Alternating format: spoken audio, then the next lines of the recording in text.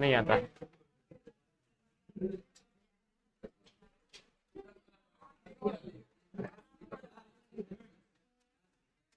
रुक जाए ना, लिखिएगा।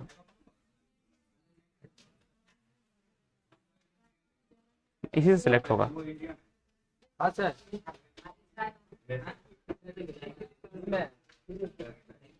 संतोष सर वाले लगा देते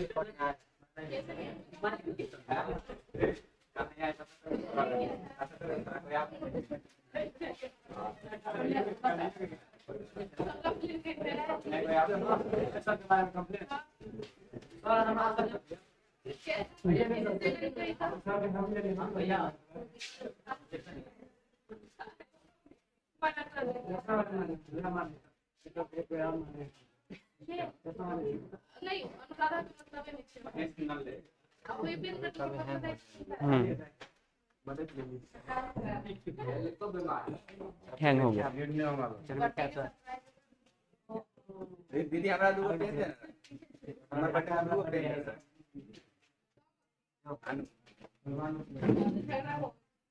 राम के लिए सब बोले मर पर हमारा करना पड़ेगा कौन के पीछे कुछ रहा है नया मार बताने रहे हो तो समझाओ तो मार नहीं यार मारी सर पर हूँ रेडी। ये तो पूछ रहा है, पता है कि मेरा है पता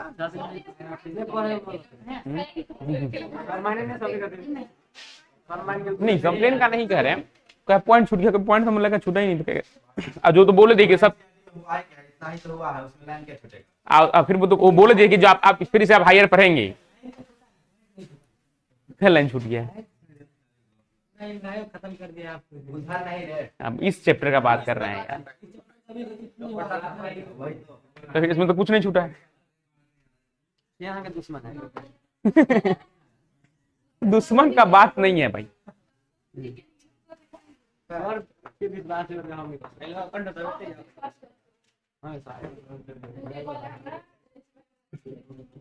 दीदी सुबह ठीक हो गया।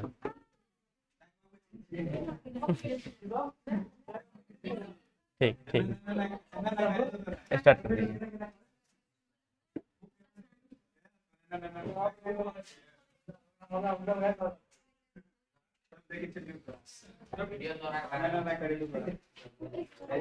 देखिए हेडिंग है आपका नर जनन तंत्र। क्या है? नर जनन तंत्र यानी मेल रिप्रोडक्टिव सिस्टम। किसमें पढ़ेंगे अभी आप? हम मेल में। किसमें पढ़ेंगे? हाँ, अभी जो अध्ययन करेंगे ना, बेंच के इस साइड अध्ययन करेंगे आप। किसमें करेंगे? बेंच के इस साइड में मेल रिप्रोडक्टिव सिस्टम। देखिए मानव शरीर को 3 क्षेत्र में बांटा गया है। एक होता है थोरैसिक कैविटी। क्या होता है? Thoracic cavity. एक होता है एब्डोमेन, एक होता है पेल्विस रीजन। क्या होता है? Pelvis region. तो क्या हो गया? थोरैसिक कैविटी यहां से यहां, ये वाला क्या कहलाएगा? थोरैसिक कहलाएगा। ये वाला पूरा पोर्शन क्या कहलाएगा? एब्डोमेन। क्या कहलाएगा? जिस पोर्शन में पेट, इंटेस्टाइन पाया जाएगा तो एब्डोमेन कहलाएगा। अब कमर से नीचे, हाँ, जिसमें रिप्रोडक्टिव ऑर्गन पाया जाता है, उसे पेल्विस रीजन कहा जाता है। क्या कहा जाता है? पेल्विस रीजन के नाम से, हाँ, पेल्विस रीजन कहलाता है। देखिए तो हेडिंग क्या है आपका? नर जनन तंत्र। लिखिए नर जनन तंत्र। इंग्लिश में लिखना तो लिख लीजिएगा मेल रिप्रोडक्टिव सिस्टम। हाँ, पहले समझ लीजिए। देखो क्या कह रहा है। नर जनन तंत्र को विभिन्न प्रकार की संरचना, नर जनन तंत्र के जो अंतर्गत होता है विभिन्न प्रकार की संरचनाएं पाई जाती है। सभी का जो काम होता है क्या होता है? अलग अलग होता है। ठीक है, आप इसे 3 भागों में क्या कर सकते हैं? वर्गीकृत कर सकते हैं और बांट सकते हैं। पहला है हमारा प्राथमिक जनन अंग। क्या होता है? प्राथमिक जनन अंग। क्या होगा वो? क्या कहलाएगा? वृषण। तो ऑब्जेक्टिव पहले पूछ देगा आपसे, हाँ, कि बताइए नर में प्राथमिक जनन अंग क्या होता है? वृषण होता है। क्या होता है? वृषण। हाँ, तो ये सब ऑब्जेक्टिव मेंशन करना हमको नहीं लगता है जरूरी है, आपको याद होना चाहिए कम से कम। ठीक है, फिर आप नहीं बोलेंगे पॉइंट छोड़ दिए। देखिए तो प्राथमिक जनन अंग क्या होता है? वृषण होता है। क्या होता है? इंग्लिश में टेस्टिस कहा जाता है। क्या कहा जाता है? टेस्टिस कहा जाता है। क्या कहा जाता है? जिसमें समझ से टेस्टिस नहीं है वो क्या है? मेल नहीं है। आप देखो फिर बोलेंगे टेस्टिस एक पेयर पाया जाता है। कितना पेयर पाया जाता है? चुप रहो। देखो जिस तरह गुणसूत्र क्रोमोसोम कितने होते हैं? 23 जोड़ा पाए जाते हैं। तो प्राथमिक जनन अंग वृषण कितना पाया जाएगा? केवल 1 जोड़ा। किसी किसी में कभी ये कितना हो सकता है? 1 भी हो सकता है। क्या हो सकता है? 1 भी हो सकता है। हाथी समय केवल एक होता है, हाथी में केवल कितना होता है, एक होता है, इन साइड ऑफ द बॉडी होता है। क्या होता है उसमें जो टेस्टिस होता है इंटरनल पार्ट में होता है। तो इसलिए देखिए कभी कभी हाथी सब पगला जाता है, पागल हो जाता है। क्यों पढ़ाएंगे कभी क्यों पागल हो जाता है हाथी। अब देखो प्राथमिक जननांग, तो प्राथमिक जननांग किसे कहा जाता है, वृषण को। तो पहला हो गया। दूसरा हो गया सहायक जननांग। क्या करेगा, सहायक जननांग के अंतर्गत आ जाएगा इपिडिडाइमिस आ गया। क्या आ गया, इपिडिडाइमिस। शुक्रवाहिनियां, शुक्राशय तथा क्या आता है, शिशन आ जाता है। किसके अंतर्गत आ जाएगा, सहायक जननांग। तो देखिए वह अंग जो जनन की प्रक्रिया में सहायता प्रदान करेगा तो क्या कहलाएगा, सहायक जननांग कहलाएगा। ठीक है। उसके बाद आता है ग्रंथियां। क्या आता है, ग्रंथियां। तो सहायक जनन ग्रंथियां के अंतर्गत आता है प्रोस्टेट ग्रंथि। क्या आता है, प्रोस्टेट ग्रंथि। और क्या आ जाएगा, कॉपर ग्रंथि। क्या आ जाएगा, कॉपर ग्रंथि। लिखिए तो पहले इतना। हाँ अब वो नहीं, अब नहीं दिया है तो क्या कर सकते हैं, आप दे दीजिए। सब में इसमें कॉमा दीजिएगा, ठीक है।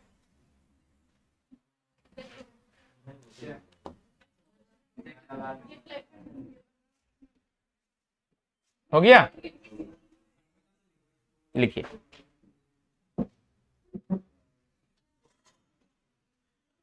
लिखो ना, नहीं लिखिए।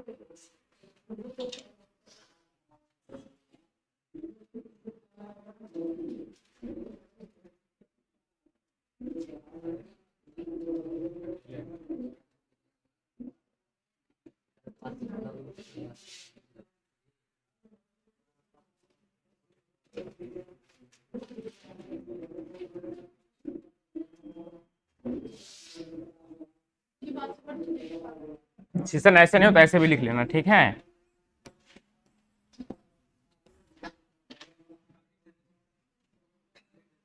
इंग्लिश में उसको पेनिस कहा जाता है। क्या कहा जाता है, पेरिस में लिख देना, पेनिस।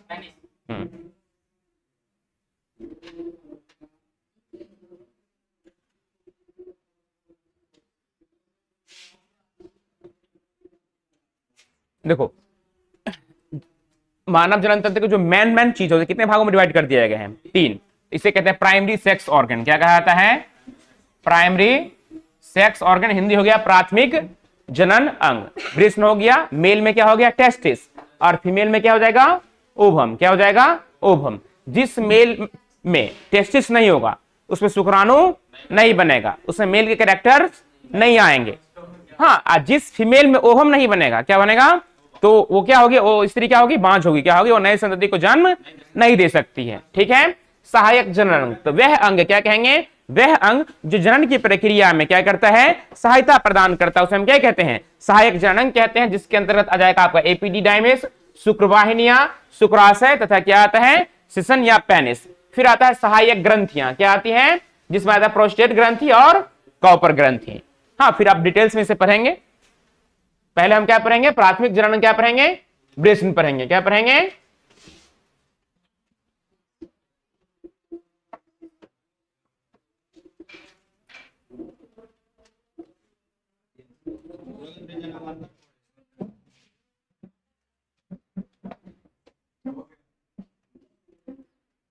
अपन बियाह भगले तो लगन खत्म, अब सबके लिखा देवी ना।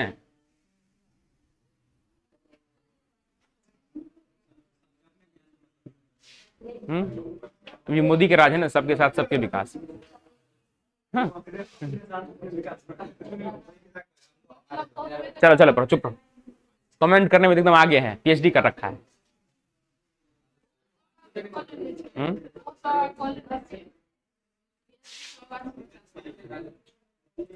बढ़े आगे बढ़े, लिख लिए, फेयर करेंगे तो कैसे होगा? हाँ चित्र दिखा देते हैं, रुक जाइए ना, बर्दाश्त करो ना, सब कुछ है।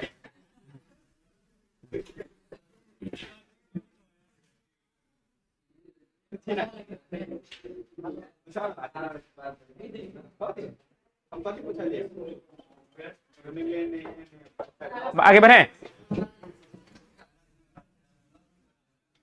देखिए अगला है प्रश्न, क्या है? प्राथमिक जननांग। कौन सा है? प्राथमिक जननांग। इसका इंग्लिश हो जाएगा प्राइमरी सेक्स ऑर्गन। क्या हो जाएगा? लिखना हो तो लिख सकते हैं, ठीक है, primary PRIMARY, primary sex organ. तो नर में क्या कहलाएगा? वृषण कहलाएगा, इंग्लिश में टेस्टिस कहेंगे। मादा में क्या कहलाएगा? अंडाणु यानी ओवम कहलाएगा। यही देखिए, टेस्टिस और ओवम, यही मेल और फीमेल को क्या करता है? एक दूसरे से अलग करता है, उसके कैरेक्टर को भी क्या करता है? टेस्टिस और ओवम ही क्या करता है? डिफाइन करता है। देखिए वृषण, मनुष्य में एक जोड़ी हल्के गुलाबी रंग का, इसका आकार कैसा होता है? गुलाबी। कैसा रंग होता है? गुलाबी। और जो देसी मुर्गा होता है बहुत बड़ा बड़ा पाया जाता है, टेस्टिस का आकार होगा ना काफी बड़ा होता है। आप देखिए उसे निकाल कर तो गुलाबी रंग का होता है, जैसे गुलाबी अबीर होता है ना। तो क्या कहेंगे? मनुष्य में एक जोड़ी हल्के गुलाबी रंग के वृषण उदर गुहा के बाहर वृषण कोष में पाया जाता है। कहां पाया जाता है? वृषण कोष में पाया जाता है। कहां पाया जाता है? वृषण कोष में। तो देखो, तो ये वाला पार्ट क्या कहलाएगा? वृषण कोष कहलाएगा। क्या कहलाएगा? इसके अंदर देखिए, ये जो गोलाकार संरचना आपको दिखाई दे रहा है, ये वाला पार्ट, ये जो अंडे के आकार का आपको दिखाई दे रहा है, ये क्या कहलाएगा? वृषण कहलाएगा। क्या कहलाएगा? वृषण। लिखिए वृषण क्या है, लिखिए मनुष्य में एक जोड़ी हल्के गुलाबी रंग के वृषण उदर गुहा के बाहर। हाँ, इसमें एक टॉपिक ऐड था, वो छोड़ दिया है। लिखिए, हम लिखा रहे हैं, लिखो लिखो ना, लिखो मनुष्य में एक जोड़ी हल्के गुलाबी रंग के वृषण उदर गुहा के बाहर, उदर गुहा के बाहर दोनों जंघाओं के बीच ऐड कर दीजिएगा, ठीक है, दोनों जंघाओं के बीच वृषण कोष में पाया जाता है, उसे हम क्या कहते हैं? वृषण कहते हैं। देखिए लैंग्वेज एकदम आसान बना के दीजिए, ताकि एग्जामिनर क्या करे, देखते मात्र उसको क्या आ जाए, समझ में आ जाए। हाँ, मान लो कि 8वां वाला अगर 10वां वाला कॉपी चेक करने गया है 12वीं का, तो उसको आपका लैंग्वेज क्या आना चाहिए? समझ में आना चाहिए। तो लिखिए, मनुष्य में एक जोड़ी हल्के गुलाबी रंग के वृषण उदर गुहा के,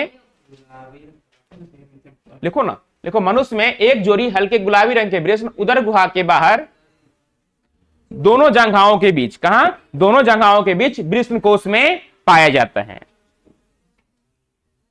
वृषण कोष में, वृषण कोष में पाया जाता है। वृषण कोष को इंग्लिश में स्क्रोटम कहते हैं। क्या कहा जाता है? स्क्रोटम। ये बैग लाइक स्ट्रक्चर, पाउच की तरह से स्ट्रक्चर होता है, ठीक है।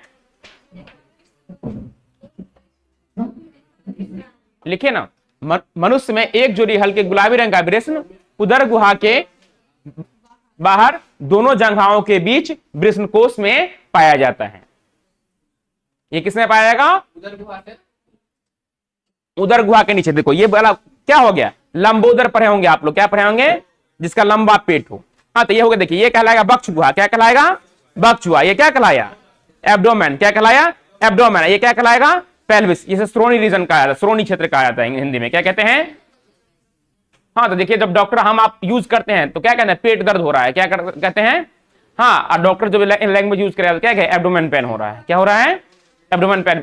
किस रीजन में पेन है तो सर्च करेगा तो एब्डोमेन में। किसमें? वो पेट उठ नहीं देगा, पेट बस हो गया इतना, ये वाला देखिए जे आकार का, यहां से यहां क्या हो गया? ये एस्टोमैक हो गया। ये पूरा रीजन किसमें आ जाएगा?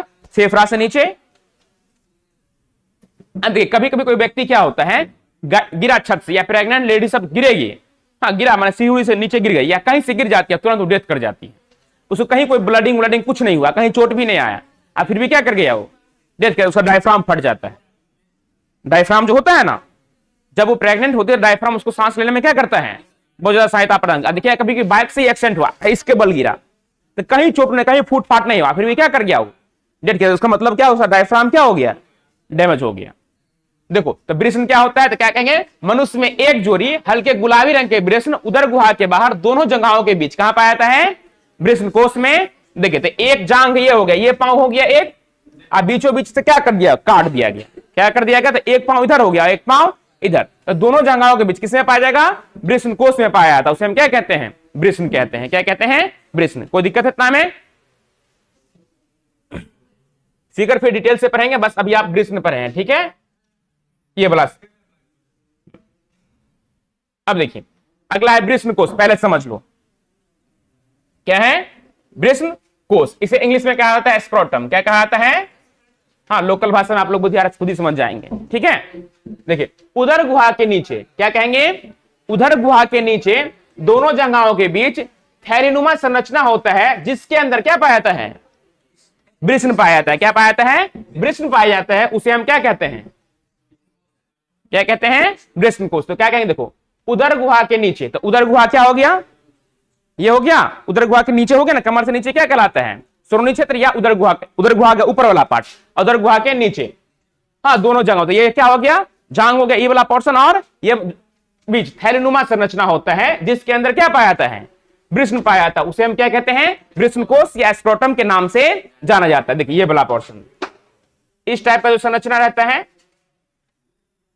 ये देखिए ये क्या हो गया, स्क्रोटम। ये हो गया टेस्ट, ये पतला पतला से धारीनुमा संरचना होता है, इसे क्या कहा जाता है, टेस्टिकल कहा जाता है। ऐसे आप क्या कहेंगे, वृषण कहेंगे। क्या कहेंगे, क्या कहलाएगा ये, वृषण। तो क्या कहेंगे, उदर गुहा के नीचे, हाँ एकदम क्लास में आपको डिफिनेशन याद होना जाना चाहिए एकदम आसान से। उदर गुहा के नीचे दोनों जंघाओं के बीच थैलीनुमा संरचना होता है, जिसके अंदर वृषण पाया जाता है। हाँ उसे हम क्या कहते हैं, या बैग लाइक थैलीनुमा संरचना जिसके अंदर वृषण पाया, तो उसे हम क्या कहते हैं, वृषण कोष कहते हैं। क्या कहा जाता है, वृषण कोष कहा जाता है, ठीक है। लिखिए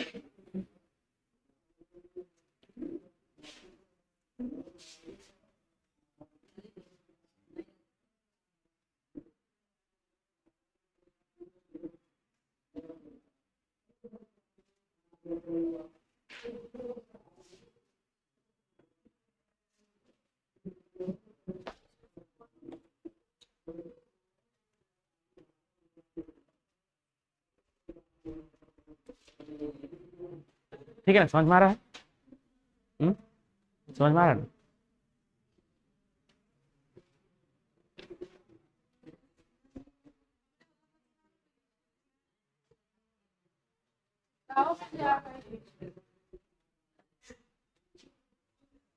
रेटिंग सुधार करो। नहीं नहीं चित्र तुम सब बनेगा ही नहीं जल्दी चित्र, ये वाला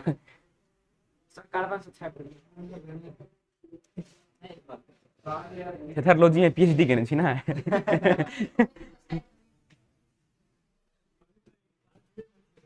देखिए ये हमारे आपका बॉडी का पार्ट है, किसका पार्ट है, इसे घिरना नहीं करना चाहिए, ठीक है ना, इसमें हंसना चाहिए ना। जिस तरह आपके लिए नाक और आंख आपके लिए नेसेसरी, उस प्रकार ये भी क्या है, हाँ उत्तरदायी ऑर्गन। जिस तरह सभी अंग आपके लिए क्या है, आवश्यक है, कोई भी अंग आपके लिए अनावश्यक रूप से प्रदान नहीं किया। अनावश्यक एक ही चीज है, अपेंडिक्स है। क्या है, अपेंडिक्स है, वो क्या है, अवशेषी अंग, जिसका कोई मानव शरीर में कोई काम उसका नहीं होता। बाकी जो भी ऑर्गन है सभी का कुछ ना कुछ काम बताया गया है, दर्शाया गया, वो काम करता है, ठीक है। तो देखिए पहला कौन सा है, वृषण कोष, हाँ नर जनन अंग में, जिसके अंदर क्या पाया जाएगा, वृषण पाया जाएगा। क्या पाया जाएगा, जिसके कारण आप नर हैं, क्या है, आपके अंदर नर वाला गुण पाया गया है, आप मेल की तरह खुद को रिप्रेजेंट कर पाते हैं, वो क्या है, वृषण है। जिस थैली के अंदर वृषण पाया, आप मान लो एक बैलून तुमने ले लिया, क्या ले लिया, इस टाइप का बैलून ले लिया, उसके अंदर 2 छोटा छोटा गोली डाल दिया, तो वो बैलून क्या कहलाएगा, वृषण कोष कहलाएगा। और जो छोटा वाला गोली आपने 2 डाला तो क्या कहलाएगा, टेस्टिस कहलाएगा, या वृषण के नाम से जाना जाएगा, ठीक है। समझिए वृषण कोष क्या होता है इसका। देखिए ये जो होता है ना, इस टाइप की संरचना होता है, ऐसा इसका स्किन होता है एकदम पॉलीनुमा। एकदम घुमावदार स्किन रहता है। अब देखिए ये क्या होता है, और ये शरीर से बाहर होता है, क्या होता है, शरीर के अंदर नहीं होता है। शरीर से बाहर इसलिए होता है ताकि शुक्राणु निर्माण के लिए जो तापमान होता है, हाँ, बॉडी टेम्परेचर से 2 से 3 डिग्री सेल्सियस क्या होना चाहिए, कम होना चाहिए। क्या होना चाहिए, हाँ। तो देखिए गर्मी के सीजन में ना ये क्या होता है, थोड़ा नीचे आ जाता है, यानी लटक जाता है बहुत ज्यादा। हाँ, गर्मी के सीजन में क्या आएगा, थोड़ा नीचे आ जाएगा, क्योंकि गर्मी के सीजन में तापमान क्या होता है, ज्यादा होता है। और शुक्राणु निर्माण के लिए 2 से 3 डिग्री सेल्सियस आपके बॉडी टेम्परेचर से क्या होना चाहिए, कम होना चाहिए। क्या होना चाहिए, अगर वो तापमान मेंटेन नहीं होगा तो सही से आपके अंदर शुक्राणु का निर्माण नहीं होगा। आप गर्मी के दिनों में देखिए बॉडी से सट जाता है, क्या होता है, गर्मी के दिनों में क्या होगा, बॉडी से सट जाता है। क्यों ऐसा होता है, ताकि इसका टेम्परेचर क्या रहे, वातावरण का तापमान से ठंडा रहता है, ताकि उसका टेम्परेचर क्या रहे, मेंशन रहे। देखिए ब्रीथ संकोच समझ गए, कोई दिक्कत इसमें।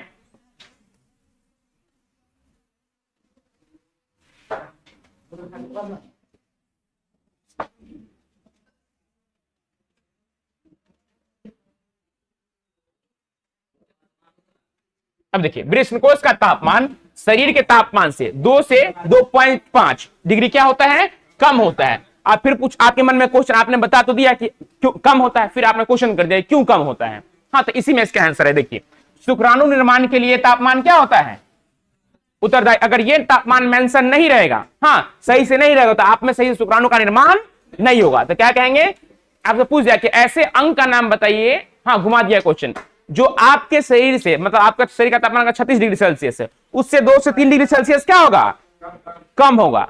क्या है, कम है। तो सीधा नाम क्या कह देंगे आप, वृष्णकोश। क्या कह देंगे, वृष्णकोश या स्क्रोटम के नाम से वो जाना जाएगा। तो लिखिए वृष्णकोश का तापमान शरीर के तापमान से 2 से 2.5 डिग्री सेल्सियस क्या होता है, कम होता है। डिग्री सेल्सियस ऐड कर दीजिएगा, ठीक है, छोड़ दिया हो।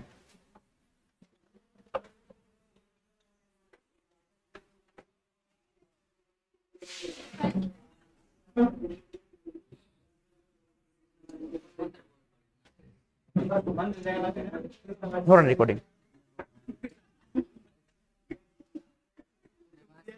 पता नहीं आया।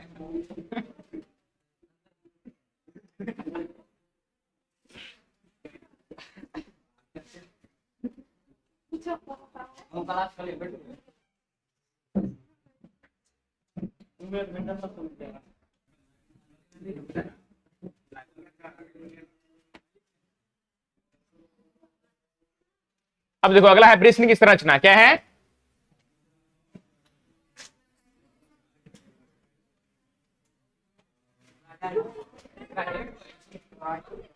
व्यस्त मनुष्य।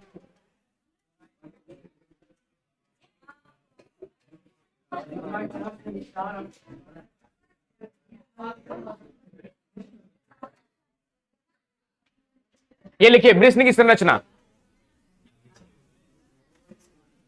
लिखिए, हाँ, वयस्क लिखिए ना, वयस्क मनुष्य में प्रत्येक वृष्ण अंडाकार होता है जिसकी लंबाई 4 और चौड़ाई कितनी होती है, 5 सेंटीमीटर। क्या क्या लिख दिया है,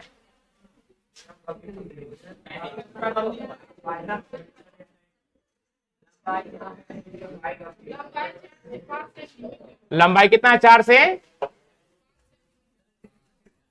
से 5। 1 मिनट रुक जाइए, मिस टाइप कर दिया है। लंबाई कितना है बोलिए तो, 4 से 5 सेंटीमीटर। चौड़ाई कितना है, चौड़ाई हो गया 2 से 3 सेंटीमीटर।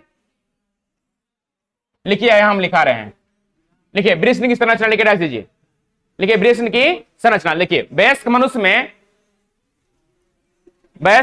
लिखो ना, ये नहीं हम लिखवा रहे हैं, वो लिखिए, ये थोड़ा मिस टाइप कर दिया है। वयस्क मनुष्य में प्रत्येक वृष्ण, देखिए ना, वयस्क मनुष्य में प्रत्येक वृष्ण अंडाकार होता है। प्रत्येक वृष्ण अंडाकार होता है जिसकी लंबाई 4 से 5 सेंटीमीटर, जिसकी लंबाई 4 से 5 सेंटीमीटर, चौड़ाई 2 से 3 सेंटीमीटर, चौड़ाई 2 से 3 सेंटीमीटर होता है। लिखना, वयस्क मनुष्य में प्रत्येक वृषण अंडाकार होता है जिसकी लंबाई 4 से 5 सेंटीमीटर, चौड़ाई कितना होता है 2 से 3 सेंटीमीटर, और यह सघन आवरण से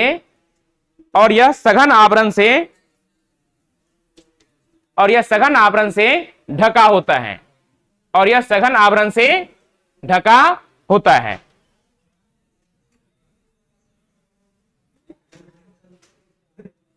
और यह क्या होता है, सघन आवरण से क्या होता है, ढका होता है। देखिए हमने क्या पढ़ा अभी, वृषण की संरचना, क्या वयस्क में, किसमें पढ़े, वयस्क में। बच्चों में आप वृषण पढ़ेंगे पर उसका कोई काम तब तक वो क्या होता है, मैच्योरिटी में नहीं आता, उसका फंक्शन एक्टिवेट नहीं होता, परिपक्वता उसमें नहीं पाई जाती है। तो जब वो 12 साल से ऊपर चला गया और वयस्क हो गया, 30-32 हो गया, कितना हो गया, या 25 या 28 के अंदर है, हाँ, तो उसका जो वृषण होगा या जो भी मनुष्य होगा अंडाकार होगा। किस प्रकार का होगा, अंडाकार होगा, जिसका लंबाई कितना होगा 4 से, देखो तो ये वाला जो पोर्शन रह गया, ये क्या कहलाएगा, इसका लंबाई कितना रहेगा 4 से 5 सेंटीमीटर, कितना रहेगा, चौड़ाई कितना रहेगा 2 से 3 सेंटीमीटर, ये चौड़ाई कितना रहेगा 2 से 3 सेंटीमीटर, और ये सघन आवरण से क्या रहता है, घिरा हुआ रहता है। ठीक है, तो देखिए अब पाया कहां जाएगा, तो वृषण कोश में। संरचना कैसा होगा, तो अंडाकार, क्या होगा, अंडाकार। लंबाई कितना होगा, ऑब्जेक्टिव में से पूछ देगा, हाँ 4 से 5 सेंटीमीटर, चौड़ाई 2 से 3 सेंटीमीटर। हाँ, तो ये हो गया बाह्य संरचना, क्या हो गया, बाह्य। आपने बाहर से देख करके लिया, फीता उता लाया, नाप के बता दिया। हाँ, मान लीजिए आपको हमने एक अंडा दिया, क्या दिया, एक मुर्गी वाला अंडा लिया आपने, और एज आपने मान लिया वृषण। हाँ, तो वृषण क्या होता है, वयस्क में अंडाकार संरचना होता है और गोलाकार होता है, क्या होता है, और एक वृषण का आकार थोड़ा बड़ा होता है, एक वृषण का आकार थोड़ा क्या होता है, छोटा होता है। एक वृषण क्या, हाँ, एक वृषण क्या होगा, देखिए एक क्या होगा, थोड़ा बड़ा होता है, एक क्या होता है, थोड़ा छोटा होता है, एक थोड़ा ऊपर होता है, एक थोड़ा क्या होता है, नीचे होता है। जो वृषण शुक्राणु निर्माण में क्या करता है, उसको सहायता प्रदान करता है। तो देखिए, तो वृषण क्या होगा, गोलाकार अंडाकार होगा, जिसकी चौड़ाई कितनी होगी, लंबाई कितना होगा 4 से 5 सेंटीमीटर, और चौड़ाई कितना होता है 2 से 3 सेंटीमीटर होता है। सघन आवरण से ढका होता है। और जब इसे आप आंतरिक भाग में काट करके देखें तो इसमें वृषण कक्ष पाए जाते हैं। क्या पाए जाते हैं, या वृषण पालिका, जो टोटल कितना होता है 250। कितने होते हैं, तब पूछ जाए कि वृषण में कमरों की संख्या कितनी है, 250 कमरा का मकान होता है। हाँ, वृषण कितना होता है 250 कक्ष होते हैं। क्या होते हैं, कक्ष। जैसे सेल पर है ना आप लोग, कोशिका। हाँ, रॉबर्ट हुक जो खोज किया था इस टाइप का कॉर्क सेल डिस्कवर किया था ना, मरा, उसी प्रकार के वृषण के अंदर वृषण पालिका होता है। क्या होता है, वृषण पालिका, उसकी संख्या कितनी होती है 250। हाँ, ऑब्जेक्टिव में बहुत बार ये क्वेश्चन रिपीट किया गया, पूछा गया बिहार बोर्ड में।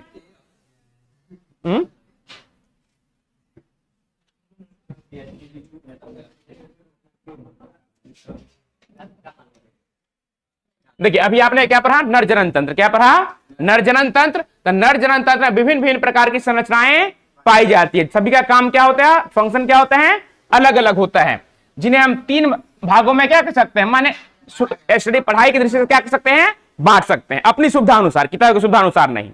हाँ, पहला कौन सा है, वृषण। क्या हो गया, टेस्टिस। क्या हो गया, टेस्टिस। यही सिर्फ जब फीमेल में चला जाएगा तो क्या हो जाएगा, ओवम। क्या हो जाएगा, इसे क्या कहेंगे, प्राइमरी सेक्स ऑर्गन। क्या कहेंगे, हाँ, तो अभी हम पढ़ रहे हैं नर का, तो नर का बात करेंगे, मादा का नहीं करना है।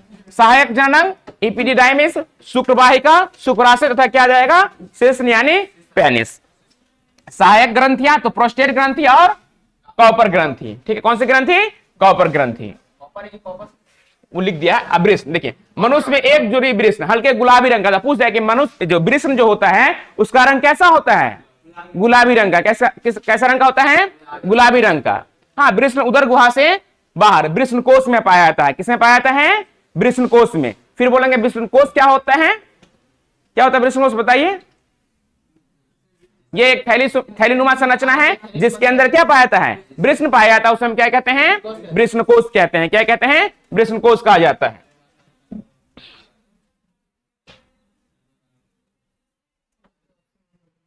देखिए ये वाला जो संरचना है ना, ये वाला ये क्या कहलाएगा?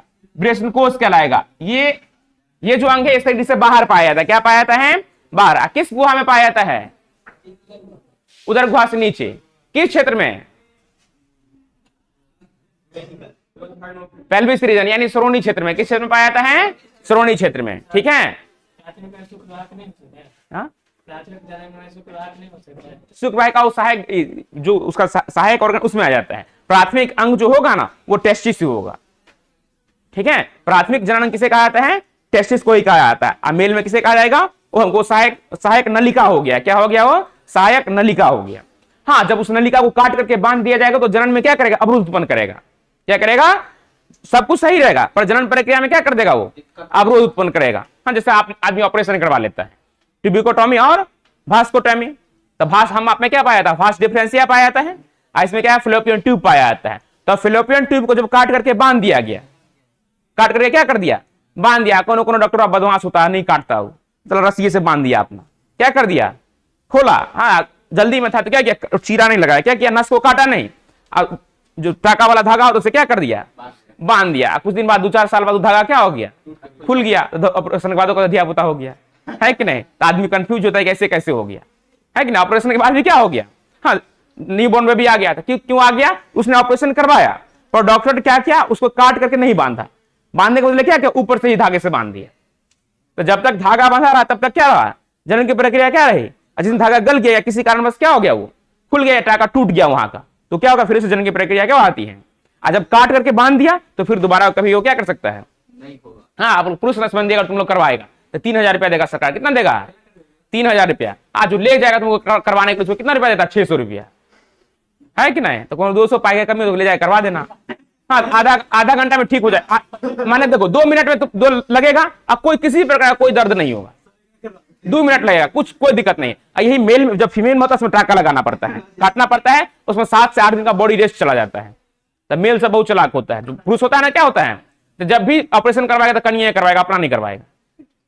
जब भी ऑपरेशन करवाएगा ना तो कन्या करवाता, अपना नहीं करवाएगा। जबकि करवाना किसको चाहिए? पुरुष को करवाना चाहिए। कोई ज्यादा दिक्कत नहीं है। एक दिन वो काम धाम सब कुछ कर सकता है। एस्क्रोटम में हल्का चीरा लगाएगा, हाँ, निकालेगा उसको, फास्ट डिफरेंस काट करके बांध दिया, हो गया, खत्म कहानी। तो उसमें यहाँ पे पाया तो उसमें टाका ज्यादा लगाना पड़ता है, चीरा ज्यादा लगाना पड़ता है, तो बॉडी डिस्क चला जाता है। अब देखो उधर गुहा के नीचे दोनों जगहों के बीच थैलीनुमा संरचना होता है, जिसके अंदर क्या पाया जाता है?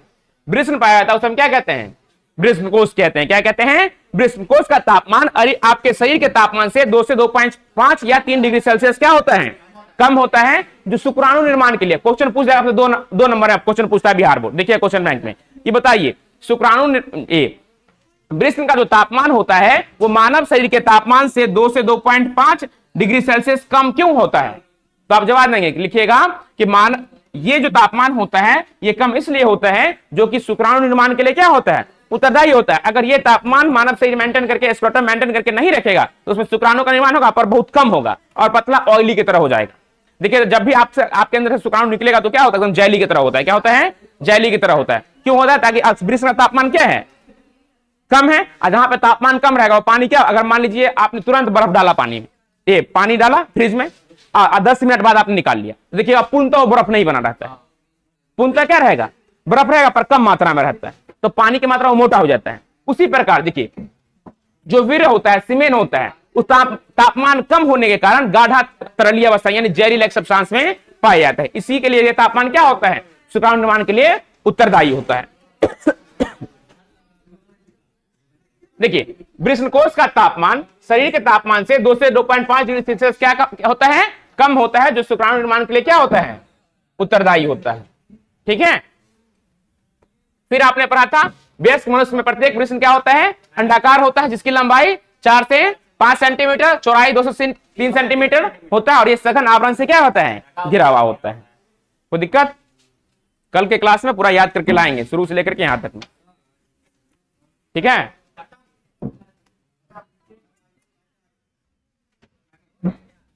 जी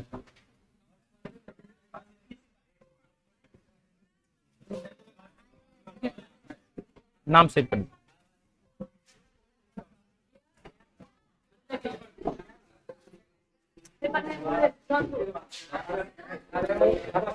बोलिए। 50 का अभी आगे पढ़ाएंगे वो।